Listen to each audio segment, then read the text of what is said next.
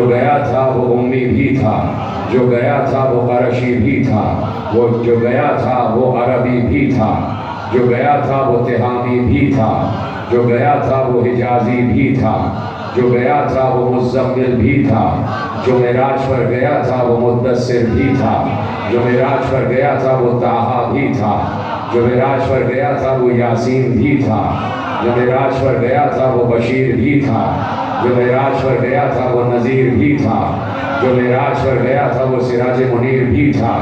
لیکن یہ نہ کہا کہ میں مزمل کو لے گیا، میں مدثر کو لے گیا، میں یاسین کو لے گیا، میں طٰہٰ کو لے گیا، یہ نہ کہا، بلکہ کہا میں اپنے عبد کو لے گیا۔ جو مسلسل 10 دن سے میرا ساتھ دے رہے ہیں ان کو یقیناً یہ جملے بہت آسانی سے ان کے اذہان تک منتقل ہو رہے ہیں۔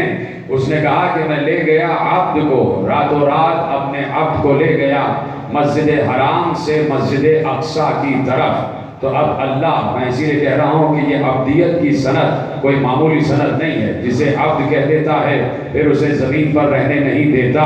یہ بالکل ویسا ہی ہے، یہ سنت اللہ سے رسول نے سیکھی کہ جس سلمان کو 10ویں درجے پر بلند کر دیا تو کہا تم باہر کیوں کھڑے ہو، اب اہل بیت میں آ جاؤ۔ ایسے ہی اللہ نے جسے عبد کہا پھر اس سے کہتا ہے کہ زمین پر کیوں ہو، جہاں میں ہوں وہاں بلند ہو جاؤ۔ تو لے گیا راتوں رات مسجد حرام سے مسجد اقصیٰ کی طرف۔ بہت مختصر بات ہے اور موضوع گفتگو آج سمٹ رہا ہے، اور وہ گفتگو جو 9 دن سے مسلسل آپ حضرات سماعت فرما رہے ہیں وہ اپنی آخری منزل میں داخل ہو رہی ہے، اختیارات بندگی میرا عنوان گفتگو رہا۔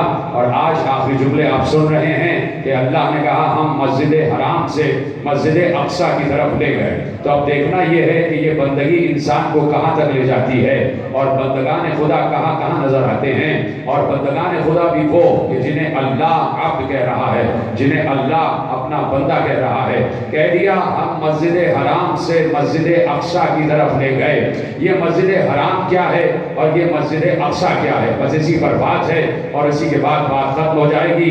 یہ مسجد اقصیٰ پہلے سمجھ میں آ جائے تو پھر مسجد حرام بھی سمجھ میں آ جائے گا۔ پیغمبر کا سفر ہے ایک مسجد سے دوسری مسجد تک، مسجد حرام سے مسجد اقصیٰ تک، یہ ہے پیغمبر کا کل سفر۔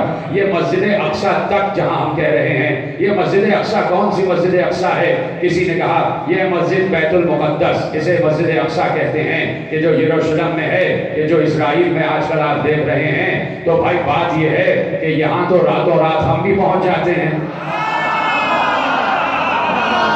پتہ نہیں پیچھے والے حضرات میرے ساتھ ہیں، یعنی جو روز میرا ساتھ دے رہے ہیں وہ تو میرا ساتھ دیتے رہیں۔ بات یہ ہے کہ یہاں تو راتوں رات ہم بھی پہنچ جاتے ہیں۔ یہاں 4 گھنٹے کی فلائٹ لو اور پہنچ جاؤ گے مسجد اقصیٰ، تو راتوں رات تو ہم بھی پہنچ جاتے ہیں۔ تو اللہ کیا اس مسجد اقصیٰ تک پہنچانے کے لیے اپنی حمد و ثنا کر رہا ہے؟ تو اب دیکھنا پڑے گا یہ مسجد اقصیٰ کون سی مسجد اقصیٰ ہے۔ مسجد اقصیٰ کا مطلب ہے دور والی مسجد۔ اب اللہ جسے دور کہہ دے، سلامت رہیں آپ۔ یہ پیچھے والے حضرات نے ہاتھ اٹھا کے بتاتے تھے کہ جملے آپ تک پہنچ رہے ہیں۔ اللہ جسے دور کہہ دے تو سوچو کتنا دور ہوگا۔ یہ میں دور نہیں کہہ رہا، یہ کوئی استاد دور نہیں کہہ رہا، یہ کوئی عام انسان نہیں کہہ رہا دور، یہ اللہ کہہ رہا ہے کہ دور والی مسجد تک لے گیا۔ تو اب کتنی دور ہے تو یہ قرآن ہی سے پوچھا جائے تو قرآن طے کر دے کہ یہ مسجد اقصیٰ کون سی مسجد ہے کہ جسے اللہ مسجد اقصیٰ کہہ رہا ہے۔ اللہ نے 2 مقامات پر ذکر کیا۔ ایک مقام پر اللہ نے اجمالاً تذکرہ کیا، مختصراً تذکرہ کیا، اور دوسرے مقام پر اللہ نے اس کی تفصیل بیان کی۔ جو آیت میں نے آپ کے حوالے کی سورہ مبارکہ اسرا کی آیت، سبحان الذی اسرا بعبدہ لیلا من المسجد الحرام الی المسجد الاقصی الذی بارکنا حولہ لنریہ من آیاتنا۔ بابرکت ہے وہ ذات جو لے گئی راتوں رات اپنے عبد کو مسجد حرام سے مسجد اقصی تک، تاکہ ہم اسے اپنی آیات دکھا دیں، تاکہ ہم اسے اپنی نشانیاں دکھا دیں۔ اب اللہ نے اس معراج کے سفر کی تفصیل بیان کی۔ سورہ مبارکہ والنجم میں اللہ نے ارشاد فرمایا بسم اللہ الرحمن الرحیم۔ اب ہمیں پتہ کرنا ہے کہ یہ مسجد اقصیٰ کون سی مسجد ہے، یہ دور والی مسجد اور دور والے مقام جسے اللہ مسجد کہہ رہا ہے، وہ مقام کون سا ہے کہ جسے اللہ مسجد کہہ رہا ہے، اللہ مسجد کہہ رہا ہے، اللہ کہہ رہا ہے وہ مقام مسجد ہے کہ جہاں سجدہ کیا جاتا ہے۔ یہ جملے محفوظ رکھیے گا۔ تو اب تفصیل بیان کیا سورہ مبارکہ والنجم، بسم اللہ الرحمن الرحیم، والنجم اذا ہوا ما ضل صاحبكم وما غوى وما ينطق عن الهوى ان هو الا وحي يوحى علمه شديد القوى ذو مرة فاستوى وهو بالافق الاعلى ثم دنا فتدلى فكان قاب قوسين او ادنى فاوحى الى عبده ما اوحى ما كذب الفؤاد ما راى افتمارونه على ما يرى لقد رآه نزلة اخرى عند سدرة المنتهى عندها جنة المأوى اذ يغشى السدرة ما يغشى ما كذب الفؤاد ما راى اذ یغشی السدرۃ ما یغشی۔ اللہ کہہ رہا ہے کہ مجھے ستارے کے اترنے کی قسم، مجھے صرف ستارے کی قسم نہیں، مجھے ستارے کے اس وقت کی قسم جب وہ کسی دروازے پر اترا، جب وہ کسی دروازے پر اترا کہ تمہارا صاحب دیوانہ نہیں ہوا۔ اب اللہ بیان کر رہا ہے، کہا اسے راتوں رات ہم لے گئے، افق اعلیٰ سے بلند کرتے ہوئے لے گئے اور اس مقام پر لے گئے کہ جہاں عبد و معبود میں بس اتنا فاصلہ تھا کہ کچھ بھی فاصلہ نہ تھا۔ کہ عبد و معبود میں اتنا فاصلہ کہ کچھ بھی فاصلہ نہیں تھا، دو کمانوں کا فاصلہ۔ اللہ کہہ رہا ہے دو کمانوں کا فاصلہ۔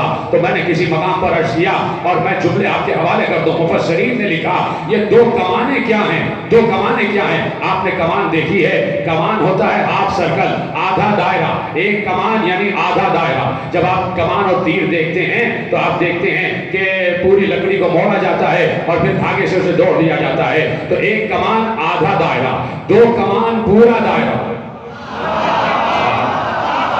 جملہ پہنچ رہا ہے نہیں پہنچ رہا بھائی؟ ایک کمان آدھا دائرہ اور دو کمان جب آدھا دائرہ ایسے لگایا اور دوسری کمان ایسے رکھی تو گویا دائرہ پورا ہو گیا۔